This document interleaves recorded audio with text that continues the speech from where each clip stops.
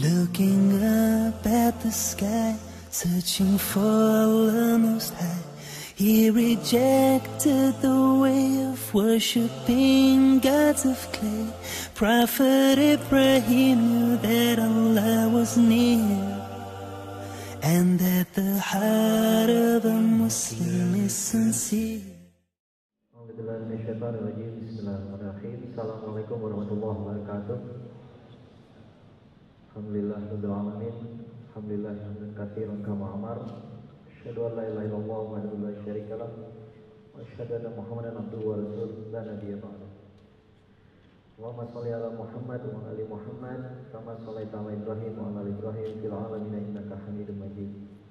Alhamdulillah, segala puji dan syukur kita aturkan pada Allah Subhanahu wa taala atas nikmat iman dan Islam, atas nikmat ukhuwah, atas nikmat kesehatan dan kesempatan untuk kumpul dalam kajian yang insyaallah penuh berkah ini. Ikhwatifillah, saya akan berbicara sederhana saja, mengupas judul yang tertera di belakang kepala saya ini. Islam menjawab tantangan globalisasi. Tentu saja kita harus memahami kata per kata dari apa yang kita bicarakan ini. Yang disebut globalisasi, sesuatu itu di zaman sekarang ini disebut globalisasi karena dunia ini seolah-olah bagaikan global village. Dia global, dia dunia yang luas, tapi bagaimanapun dia seperti sebuah desa kecil. Yang namanya desa itu orang kanan kiri depan belakang kita saling kenal, sampai ke ujung desa pun kita saling kenal. Itulah globalisasi. Maka hal yang paling menonjol dalam era globalisasi adalah informasi. Sering disebut era globalisasi adalah era informasi. Karena informasi sangat cepat, maka seolah-olah dunia ini seperti desa kecil. Berita itu cepat sekali nyampe. Ada kapal jatuh di Perancis, beritanya langsung nyampe ke Indonesia. Dalam hitungan 2 menit orang sudah tahu semua. Dalam hitungan beberapa menit saja semua sudah tahu isunya. Tapi yang repotnya adalah sekarang kita bukan menghadapi masalah mencari informasi. Masalah kita adalah membedakan mana informasi yang benar, mana yang salah. Saking berlimpahnya informasi. Dan informasi itu adalah senjata yang sangat ampuh. Dulu Hitler punya menteri khusus yang mengurusi masalah informasi. Bahkan istilah yang digunakan lebih spesifik lagi, menteri propaganda. Menteri propaganda namanya Joseph Goebbels. Dan ada beberapa selentingan isu yang mengatakan bahwa Joseph Goebbels ini sebenarnya lebih berpengaruh daripada Hitler. Hitler itu cuma boneka di depan aja, boneka yang jago orasi aja.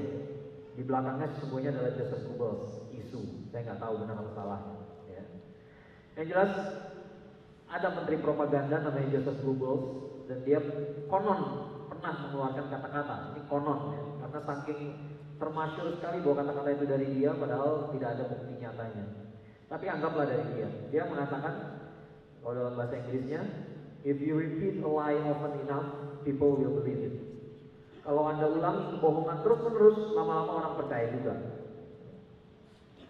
Kita melihat apa yang terjadi di dunia sekarang ini. Di awal tahun 2000 terjadi sebuah musibah besar yang namanya peristiwa 9/11. Ya, runtuhnya menara kembar WTC di New York, Amerika Serikat. Gara-gara itu maka termuncullah isu Islam radikal, isu radikalisme Islam. Padahal ya bertahun-tahun setelah kejadian itu sampai sekarang kita masih menemukan banyak sekali kejanggalan yang belum terjawab. Dan semua kejanggalan itu bisa dilupakan orang hanya gara-gara media. Saya kasih contoh, misalnya waktu itu terjadi saya masih kuliah. Saya kuliah jurusan teknik sipil, S1 saya. Mungkin ada teman-teman yang kuliah teknik sipil. Coba bagi teman-teman yang kuliah teknik sipil, coba dilihat lagi video runtuhnya WTC. Apakah masuk akal sebuah gedung berkonstruksi baja ditabrak pesawat kecil, runtuhnya rapi ke bawah? Bagi orang-orang yang kuliah teknik sipil, apalagi yang sudah jadi insinyur, it doesn't make any sense. Dan ternyata sampai sekarang pertanyaan itu masih terbuka lebar. Kenapa? Sekali lagi gedung berkonstruksi baja seperti WTC ditabrak pesawat, anggaplah bisa hancur, tapi kenapa hancurnya rapi ke bawah? Gak masuk akal. Tapi rakyat dunia semua dihebohkan dengan bahaya terorisme, dengan bahaya terorisme, orang lupa sama fakta-fakta itu. Pembahasan soal itu hanya ada di media yang anti mainstream. Media mainstream gak pernah membahas. Ya. Demikian juga ketika Amerika pertama kali datang ke Irak, apa yang dikatakan oleh media? Mencari WMD, Weapon of Mass Destruction, senjata pemusnah massal. Diobrak-abrik Irak, diangkat pemerintah yang zalim, ya. Dibikin perang saudara, Saddam Hussein ditangkap, digantung. Ketemu nggak senjata pemusnah massal? Tidak. Lalu ngapain media? Diam, pura-pura nggak tahu, membahas hal yang lain lagi. Pokoknya terorisnya selalu Islam. Pokoknya yang radikal itu Islam. Ya. Dipermasalahkan terus semua. Ya. Apa yang nggak penting aja ya dipermasalahkan. Jenggot dipermasalahkan, sorban dipermasalahkan. Ya, sampai saya ada ketemu orang ini, kalau jadi orang Islam nggak usah Arab-Araban, ngapain pakai sorban? Coba ngomong gitu ke Pangeran Diponegoro, saya bilang. Ya. Kalau nggak ditikam kalau nanti gitu ya. Nah, Pangeran Diponegoro kurang pahlawan apa lagi? Dia lebih Indonesia daripada Anda, saya bilang gitu. Lebih Indonesia. Tapi lihat bagaimana dia memilih image sebagai seorang ulama ketimbang seorang pangeran. Memang dia pangeran, tapi dari pakaiannya, Buya Hamka pernah mengatakan, dari pakaiannya kita tahu bahwa Pangeran Diponegoro memilih image sebagai ulama, bukan sebagai pangeran. Dia lebih cinta pada keulamaannya ketimbang kebangsawanannya. Jadi itu terlihat jelas. Gak ada satupun yang menggambarkan Diponegoro kecuali dengan pakaian keulamaan. Tapi sekarang image-image ini dirusak, dibuat seolah-olah kita ini orang jahat betul. Orang Islam itu jahat kalau berjenggot. Ada urusannya gitu kan. Semua orang berjenggot tapi hanya orang Islam saja yang salah. Membuka aurat itu boleh, hak masing-masing. Menutup aurat itu jadi masalah. Itu kan orang-orang liberal seperti itu, orang sekuler seperti itu. Tidak usah Arab-Araban, sementara mereka sendiri ke barat-baratan. Dulu ada RUU anti pornografi, pornografi. Apa kata mereka? Nanti orang Papua nggak boleh pakai koteka lagi. Ya, pada orang yang saya kayak gitu saya tanya lagi, namun kamu udah nanya ke orang Papua, mereka masih doyan pakai koteka. Orang Papua yang sudah bertemu dengan peradaban udah capek pakai koteka. Mereka juga ingin maju. Jangan ada paksa dia harus pakai koteka lagi. Jangan ada paksa mereka kembali ke hutan. Mereka berhak untuk maju. Ya. Lihat bagaimana saya nggak tahu antum sebagian sudah pernah ketemu dengan Ustaz Fadlan Karamatan atau belum. Beliau dai dari Papua. Beliau banyak bercerita bahwa dakwah kepada orang Papua itu nggak sulit-sulit amat. Nggak sulit-sulit amat mengajak muslim perempuan sana untuk masuk Islam, memeluk Islam. Kenapa? Tinggal bawa saja muslimah Papua yang sudah berhijab. Mereka langsung melihat bahwa berhijab itu bagus, berhijab itu indah, berhijab itu terhormat. Itu bahasa universal. Oleh karena itu di Amerika, kalau mau cari di YouTube ada kotak bukan di Amerika aja, sekarang sudah terjadi di mana-mana ya. Umat Muslim di kampus-kampus berdakwah dengan cara hijab challenge, ya, menantang orang untuk berhijab. Kata orang hijab itu mengekang, kata orang hijab itu menyembunyikan kecantikan segala macam. Silakan semua perempuan yang non-Muslim kita dandanin, suruh dia ngaca. Dan ternyata semua ekspresinya sama. Ternyata pakai hijab itu bagus. Kita pakai hijab itu terhormat. Pakai hijab itu indah. Semua jawabannya sama. Bahkan saat dalam satu rekaman saya lihat sampai nangis-nangis segala. Nangis-nangis kenapa? Saya belum pernah melihat diri saya secantik ini, kata dia. Saya pikir ini orang baru tahu gitu ya. Kasihan. Alhamdulillah kita udah tahu dari dulu. Tapi inilah informasi, inilah globalisasi. Kita nggak dengan informasi yang diputar terus-menerus, lama-lama kita mengira itu realita. Silakan lihat sinetron-sinetron, ganteng-ganteng Sri Kaya atau apalah gitu ya. Iya sinetron. Apakah realitas seperti sinetron? Kita lihat di Indonesia, alhamdulillah sekarang di sekolah-sekolah rata-rata roknya sudah segini. Alhamdulillah ada kemajuan lah. Angkatan saya dulu segini, biasa ya kan. Sekarang udah pada segini. Tapi di sinetron tetap aja segini. Dia menciptakan realita baru sehingga kita berpikir itulah yang benar. Itulah kerjaan media, menciptakan realita yang sesungguhnya tak ada, menciptakan ilusi. Mereka bikin acara-acara American Idol, seolah-olah begitu Anda menang Anda jadi idola. Nyatanya kan enggak. Ya, juara satu Indonesian Idol tak banyak yang jadi sukses. Sukses di bidang musik saja tidak, apalagi di bidang yang lain. Apalagi diidolakan jadi pahlawan, enggak juga. Tapi orang ngantri kan. ngantri ingin jadi idola. Mereka pikir enak jadi idola. Mereka pikir enak jadi selebriti. Tipuan media juga. Media yang bikin selebriti kayak hidupnya enak, padahal hidupnya stres. Padahal hidupnya berat. Banyak depresi. Tipuan-tipuan itulah yang sering bermunculan di era informasi, dan kita harus memahami bersama bahwa sekarang penguasa teknologi adalah Barat. Oleh karena itu perspektif mereka lah yang paling banyak disebarluaskan. Ya. Ini bermula dari ini range-nya panjang sekali, mulai dari film, dari buku, dari majalah, artikel, apapun itu, bahkan sampai hal yang kecil, kata-kata. Ya. Profesor Malik Badri, seorang psikolog Islam dari Sudan, alhamdulillah saya pernah berdiskusi dengan beliau. Dia pernah menceritakan asal muasalnya dalam bahasa Inggris seorang pelaku homoseksual itu disebut sodomites. Artinya adalah mereka adalah warga negara Sodom. Negara Sodom itu adalah konon kalau menurut orang Kristen adalah kampung halamannya kaum Nabi Lut alaihissalam yang melakukan perbuatan homoseksual. Perbuatannya namanya sodomi, ya.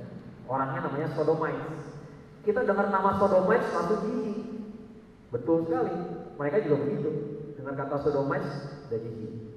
Tapi tiba-tiba kata-kata itu diubah begitu saja menjadi homoseksual. Apa bahayanya? Kalau sodomites itu negatif, homoseksual itu jadi netral. Karena homoseksual seolah-olah sebagai kategori di luar heteroseksual. Ada heteroseksual, ada homoseksual. Seolah-olah ini kategori saja, beda kelas aja, nggak masalah. Sekarang berubah lagi jadi apa? Jadi gay. Silakan cari di kamus bahasa Inggris. Gay itu artinya gembira. Tiba-tiba jadi positif. Ya. Perubahan kata-kata seperti itu membuat kita berubah cara berpikir kita. Dalam bahasa Indonesia juga begitu. Dulu pelacur, dengan nama pelacur kita dijijik. Tiba-tiba berubah jadi wanita tunasusila. Padahal kata tuna itu untuk disabilitas. Ya, orang tidak berdosa kalau dia tunanetra, malah kemungkinan besar dia terhalang dari dosa mata, gitu ya. Lebih aman barangkali daripada kita, ya. Lebih lancar nanti kalau dihisab, gitu ya. Tunanetra itu tidak dosa. Ya. Sekarang ada tunasusila. Berubah lagi jadi pekerja seks komersil. Kerja itu mencari nafkah, suatu hal yang sangat mulia dalam Islam. Sekarang berubah jadi kupu-kupu malam. Dan saya berpikir keras, apa dosanya kupu-kupu? Apa dosa kupu-kupu sehingga disamakan dengan yang seperti itu? Apa kupu-kupu pernah melacur? Saya nggak pernah dengar juga.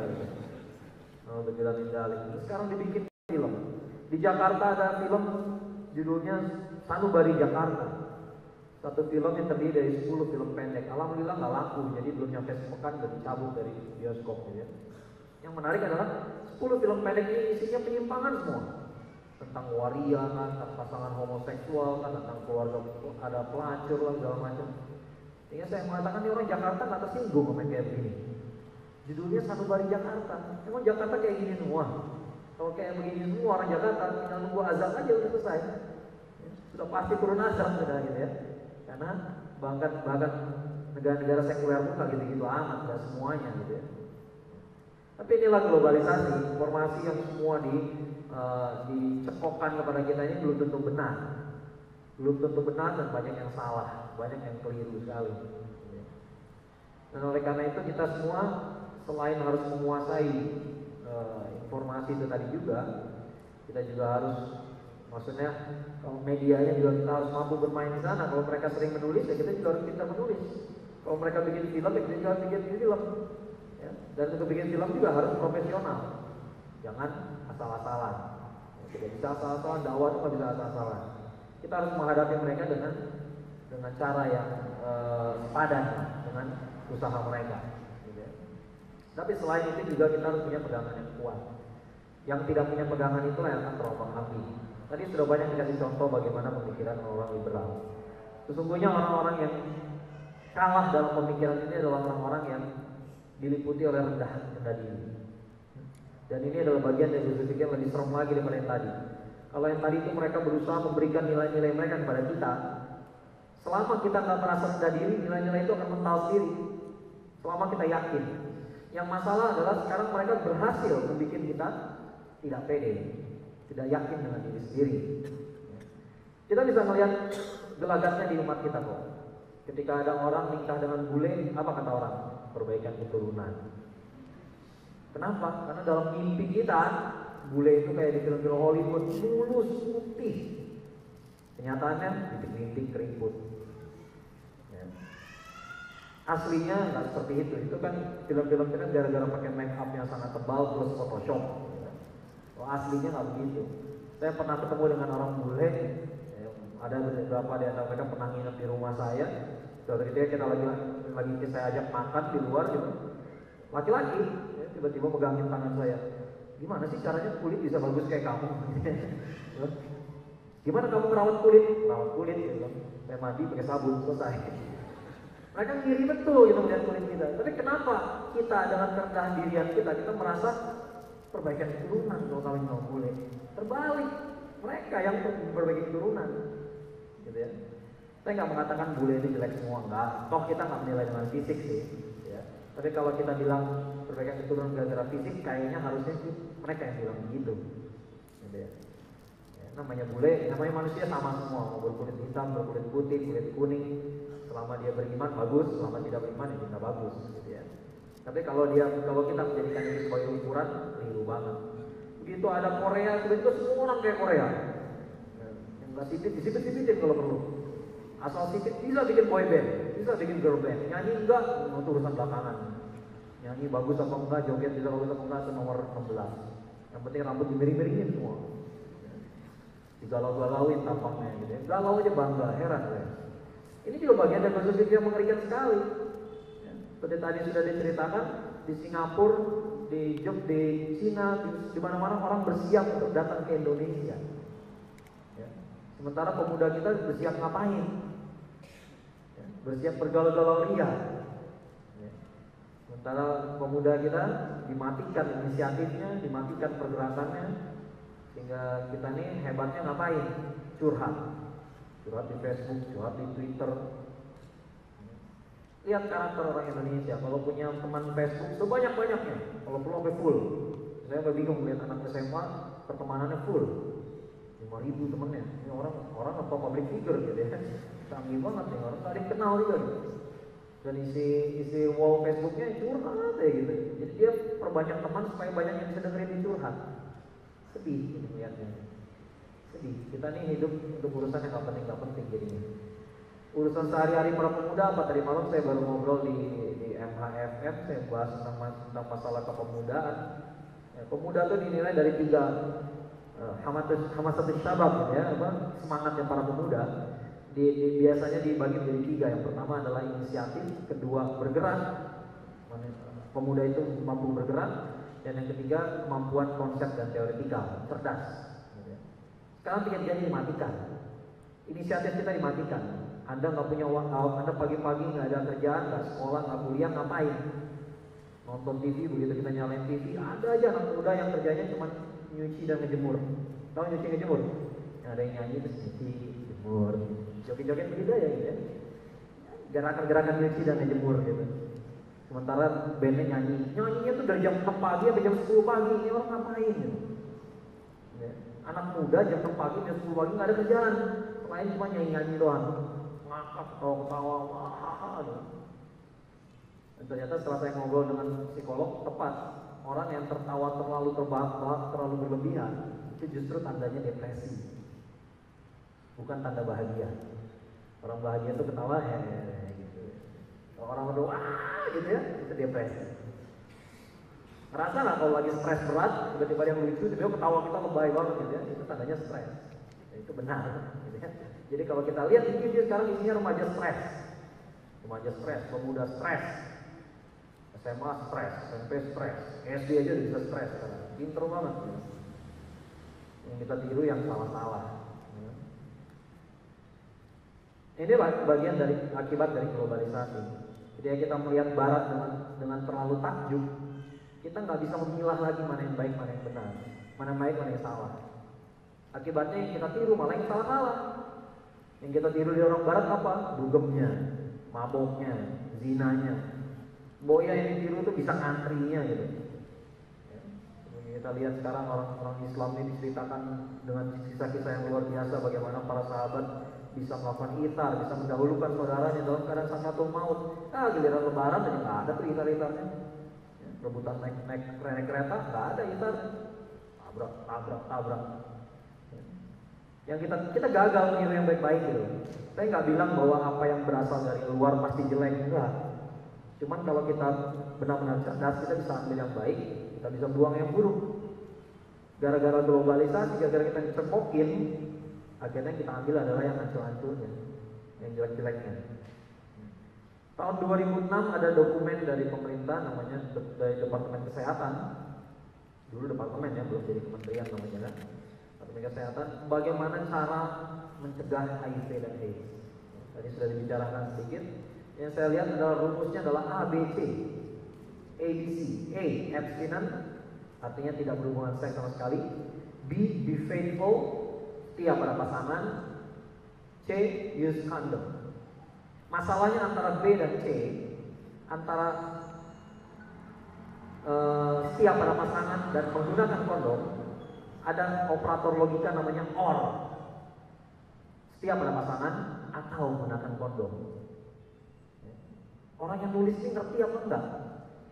Dia pikir masalah terbesar dari zina itu adalah HIV dan AIDS. Itu masalah yang enggak seberapa besar.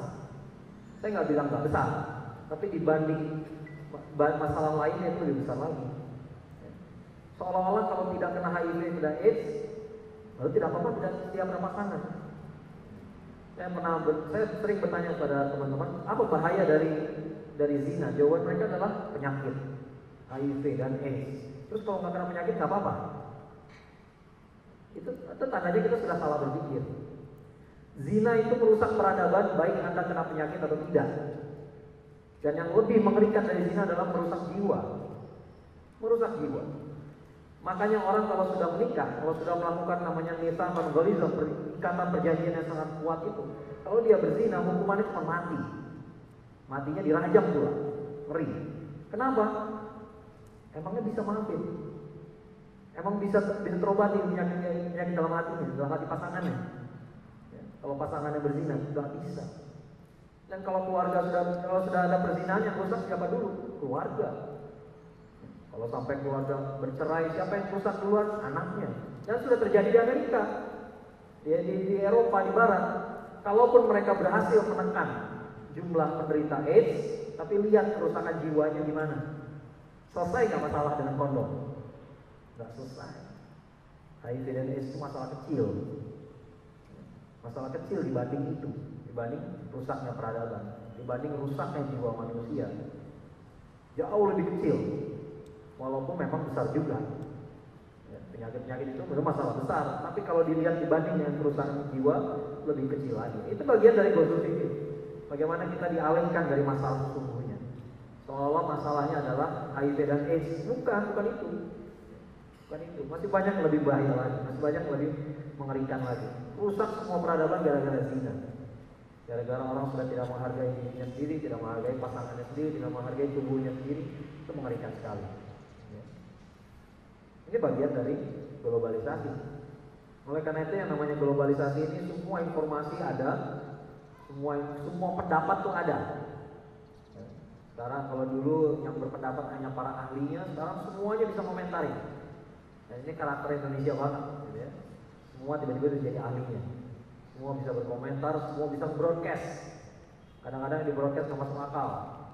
Dulu pertama kali awal-awal saya dapat BlackBerry, tiba-tiba ada yang broadcast. Waktu itu istrinya Saiful Jamil baru meninggal di Cipularang. Tiba-tiba ada broadcast, hati-hati di kilometer sekian Cipularang, tol Cipularang antara Jakarta Bandung ya. Jadi di kilometer 90 sekian ada tikungan 80 derajat. Saya broadcast lagi, bro, tahu nggak 80 derajat kayak gimana? Emang pernah lihat tol kayak gitu? Mati semua orang. Kecepatan 60 km per jam suruh belok 80 derajat. Iya ya. Barulah saya berkesimpulan, smartphone doesn't mean smart user. Punya smartphone belum tentu yang punyanya smart. Sekarang juga begitu. Berada broadcast lagi, mengabarkan datangnya bulan Rajab, amalannya begini. ya, hadis palsu semua sebarkan, jangan sampai berhenti pada Anda.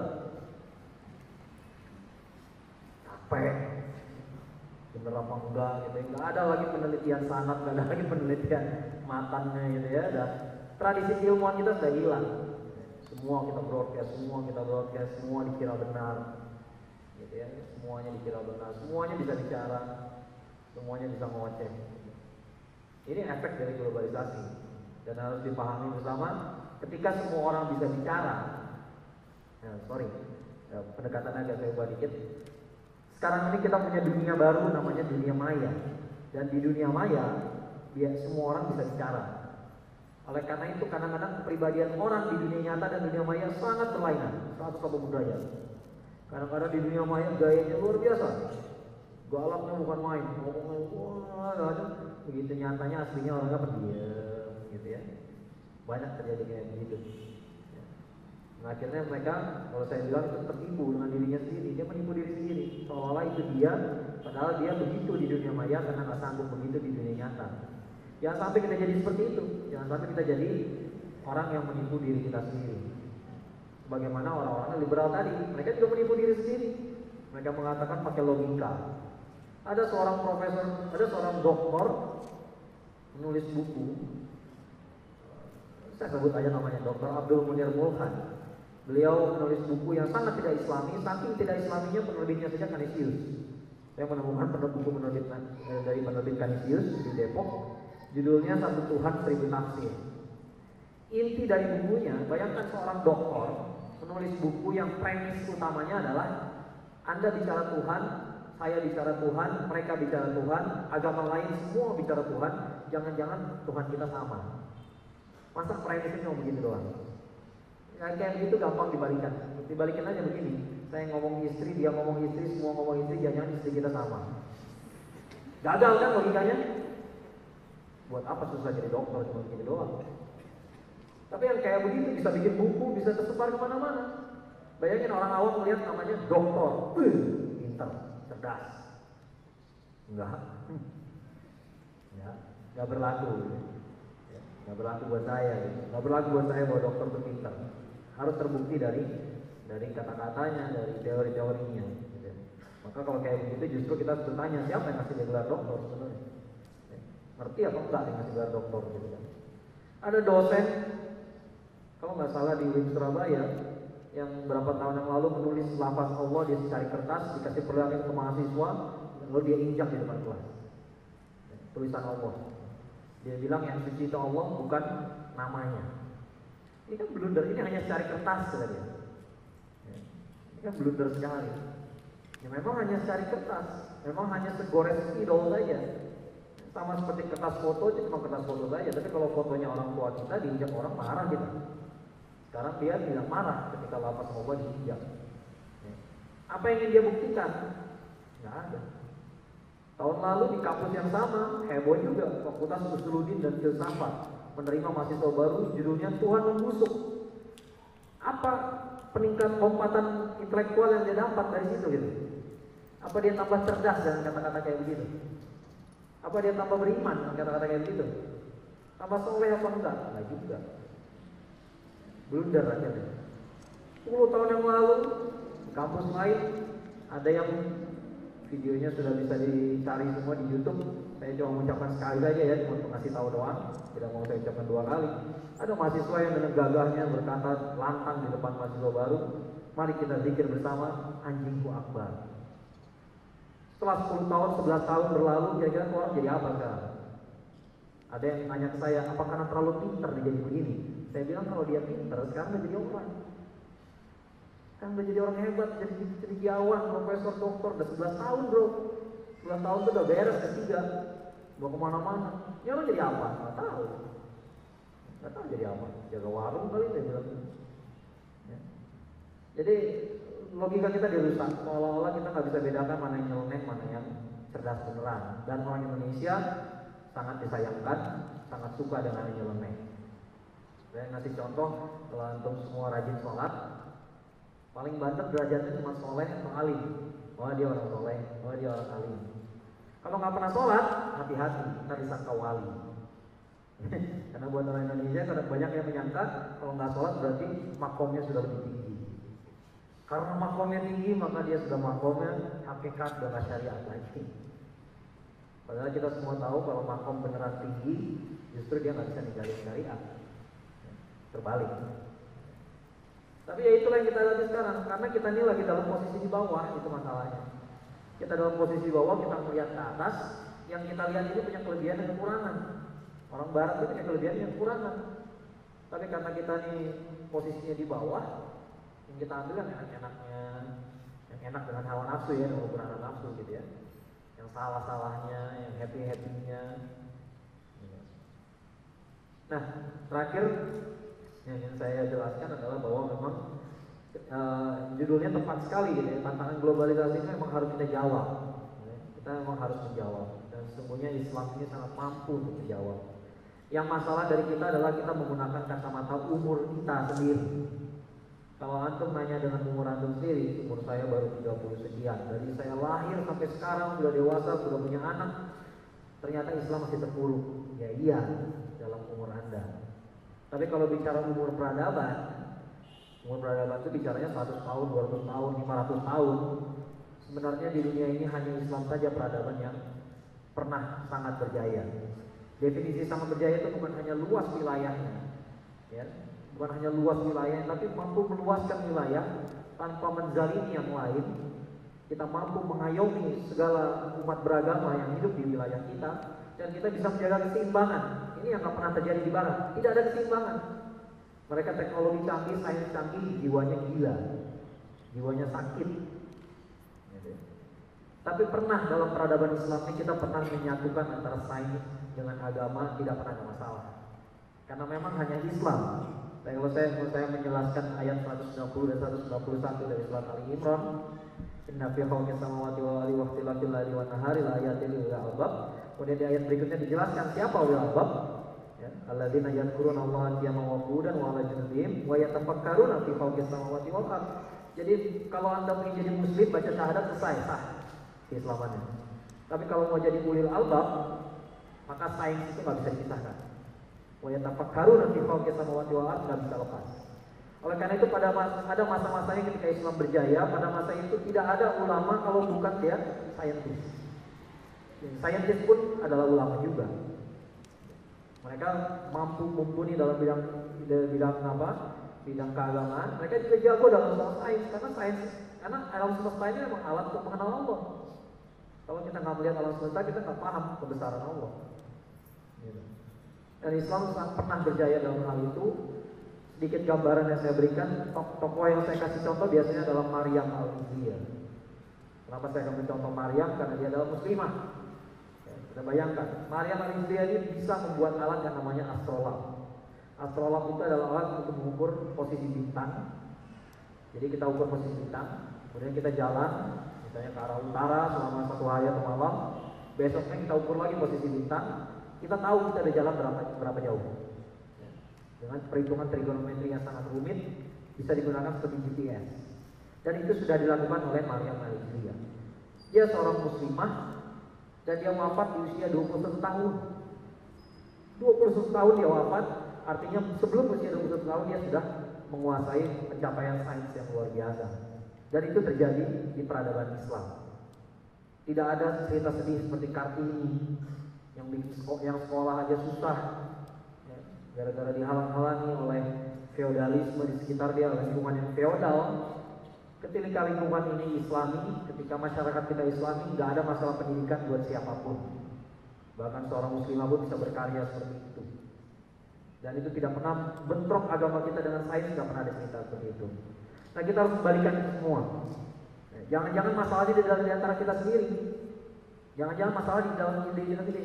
Kita nggak prioritaskan penguasaan dalam hal-hal tersebut. Buat kita yang penting ibadahnya bagus, itu juga penting sekali. Itu nomor 1. Tapi apakah lalu lantas sains itu nggak penting? Kita biarkan orang kafir menguasai, kita enggak. Itu juga salah. Kita perbaiki sholat kita, zikir kita, saum kita, wajib harus. Tapi jangan lupa kita seringkali kalah sama orang kafir karena bukan masalah itu. Tapi dalam masalah kedisiplinan, masalah profesionalitas. Ada masalah dikit kita manajemennya manajemen afwan. Ya, sering ngasih tahu ke teman-teman LDK, jangan ada lagi manajemen afwan. Ya. Syuro jam 9 dengan jam 11 ngomongnya cuma bisa afwan doang. Nggak bisa. Anda nggak bisa ngalahin Yahudi cara begini caranya. Saya berbisnis dengan orang-orang waktu saya masih kerja di konsultan sipil, saya berhubungan dengan orang-orang luar, ya, orang-orang Tionghoa, orang bule. Ya. Kita rapat jam 9, saya datang setengah 9, maksudnya ingin bikin dia kagum gitu ya. Wah hebat nih, ya. Partner saya datangnya tepat waktu. Ternyata begitu datang ke sana, manajernya udah duluan datang. Manajernya sudah duluan datang, dia siapin fokus, dia cek satu persatu jalan apa enggak. Saya bilang kalau kayak gini memang banyak yang harus kita benahi.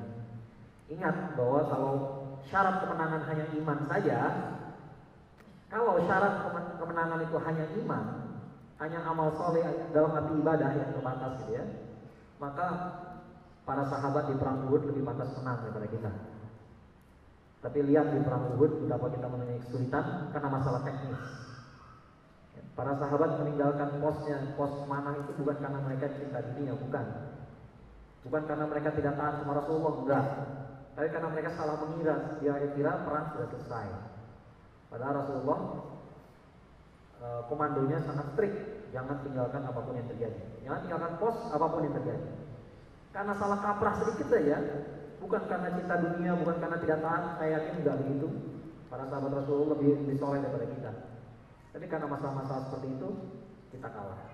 Oleh karena itu selain untuk melengkapi pesan dari yang sebelumnya sudah disebutkan bahwa kita harus kembali pada Quran dan Sunnah, jelas betul sekali. Ya. Tapi kita harus menghadapi mereka dalam bidang-bidang tadi juga. Kita harus bisa sama disiplinnya dengan mereka.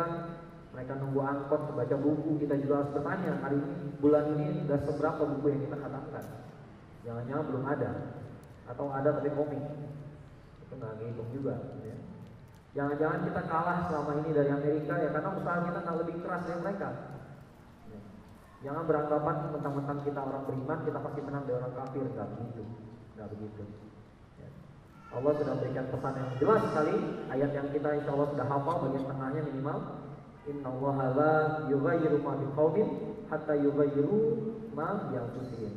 Sesungguhnya Allah tidak akan mengubah nasib suatu kaum sebelum kita mengubah apa yang ada pada diri kita, ma bi anfusihim. Apa yang ada pada diri kita. Jangan bertanya modalnya dari mana. Modal itu sekunder, bisa dicari. Jangan hanya teknologi kita kurang, teknologi itu sekunder, bisa kita kejar. Barang bisa kita kejar. Gedung kamu punya bisa kita pinjam, bisa kita cari tempat segala macam. Tapi ini manusia, jiwanya itu harus jiwa pemenang, harus jiwa yang bukan jiwa pencundang, bukan jiwa penakut. Kalau itu modalnya sudah ada, insya Allah kemenangan sudah dekat. Terima kasih, mudah-mudahan bermanfaat. Wabillahi taufiq hidayah. Assalamualaikum warahmatullahi wabarakatuh.